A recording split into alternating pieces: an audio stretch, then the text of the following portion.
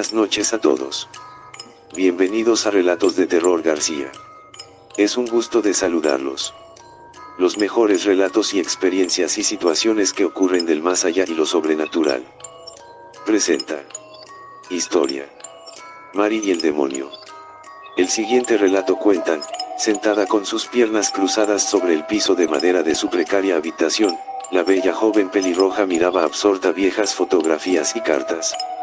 Los recuerdos de su querida tierra irlandesa estaban allí, en esas amarillentas imágenes que evocaban su pasado, cuando era feliz junto a su joven marido, antes de que aquel chico volara en pedazos al explotar la mina de carbón donde laboraba. Ella nada más tenía 16 años entonces, y pese a las muchas gestiones realizadas, jamás le pagaron el dinero del seguro a la casi adolescente viuda. Luego vino el hambre a su poblado y Mari, la hermosa Mari, sin instrucción ni trabajo, comenzó a prostituirse para comer.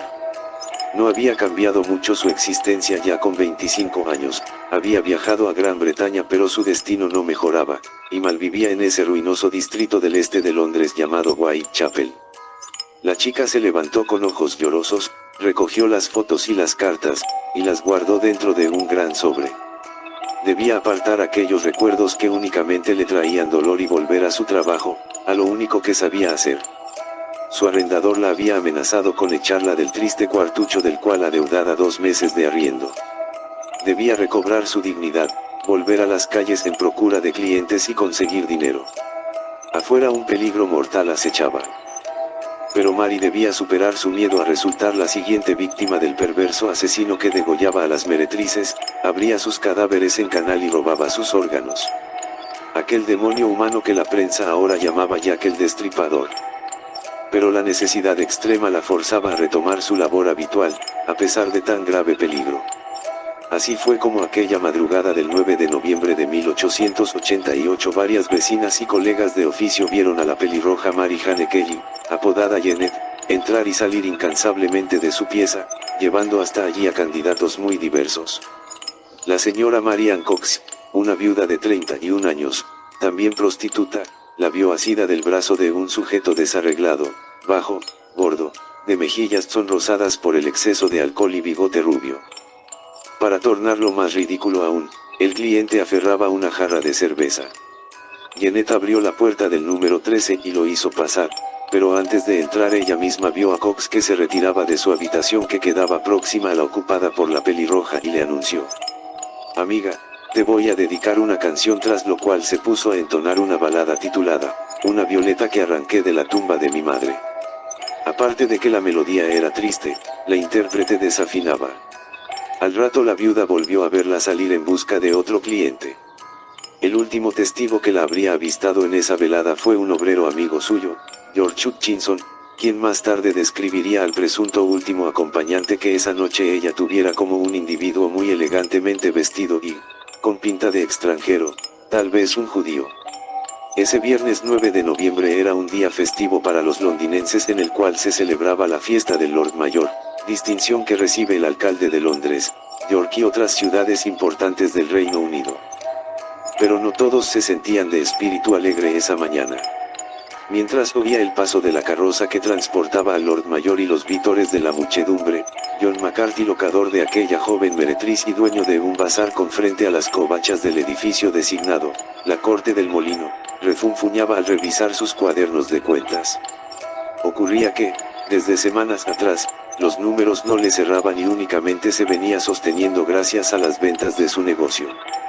En una situación normal sus ingresos primordiales derivaban de las habitaciones que alquilaba a las prostitutas en el edificio del número 26 de la calle Dorset, en Whitechapel, y ahora la mayoría de ellas le estaban adeudando.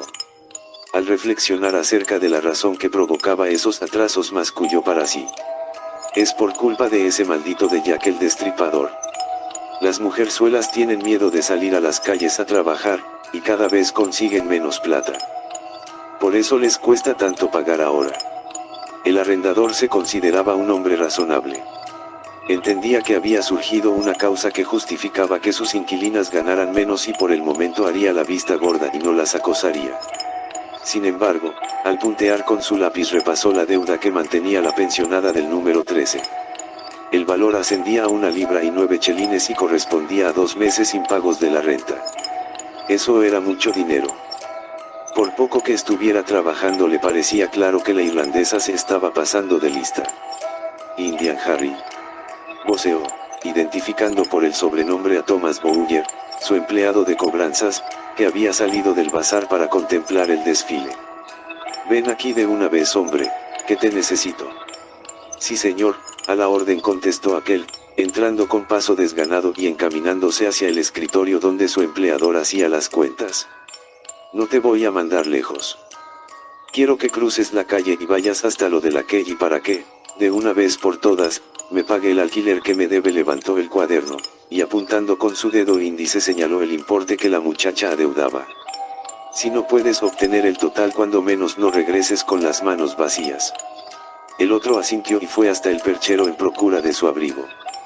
No es que hiciera mucho frío esa mañana, pero el gabán oscuro que ahora se ceñía completaba su apariencia de hombre serio y él se figuraba que lo volvía más digno de respeto ante los morosos. A las 10:45 el cobrador aporreó a la puerta número 13. 4 veces. No hubo respuesta. Estaría la mujer adentro y fingiría no escuchar. A efectos de salir de dudas, Indian Harry se dirigió hacia la parte lateral de la vivienda para husmear por la ventana. El vidrio tenía una rotura que permitía introducir la mano y descorrer la cortina. Cuidando no lastimarse, apartó la sucia tela y aplicó un ojo a la abertura con el fin de escrutar hacia el interior. Lo que vio le hizo proferir un grito de terror y retiró tan rápido su mano que se raspó el dorso, el cual empezó a sangrar levemente. Su miedo estaba justificado. El macabro hallazgo, que tuvo la desgracia de hacer, resultó uno de los más espantosos y depravados que consignan los anales de la criminología mundial. Encima de la cama bañada en sangre reposaban maltrechos despojos de aquella joven que en vida fuera una sensual cortesana.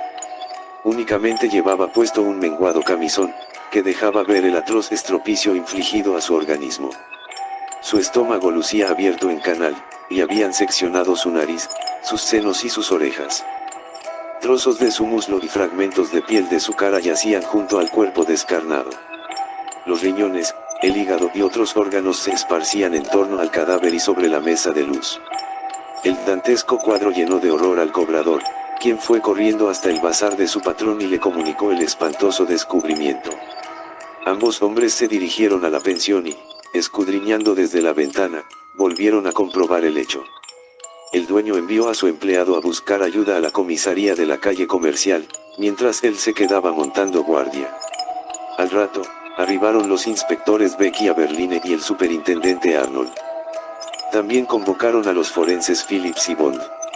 Entre otros agentes sin rango, se hizo presente Barrett de la División H de Whitechapel.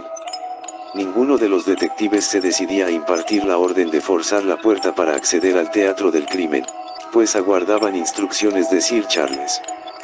Pasaban las horas sin tenerse noticias de este, hasta que se supo la sorprendente novedad de que el jefe supremo había presentado su dimisión esa misma mañana. A las 13:30 por fin el superintendente asumió la responsabilidad de mandar quitar la ventana para fotografiar el interior. Una vez hecho ello, se requirió al propietario que rompiera la puerta a fin de hacer posible el ingreso, labor que éste efectuó valiéndose de una piqueta. Parecía más la obra de un demonio que de un hombre, exclamó John McCarthy al testimoniar en la instrucción subsiguiente. Con esas palabras dejó constancia de la tremenda impresión que le produjo el monstruoso hallazgo, que estremeció incluso a los más endurecidos policías que concurrieron a la tétrica morada. ¿Te atreverías a averiguarlo? Créditos de Gabriel Antonio Pombo. Gracias por ser parte de esta comunidad. Saludos a nuestros seguidores de este canal. Hasta la próxima. Síguenos en nuestras redes sociales.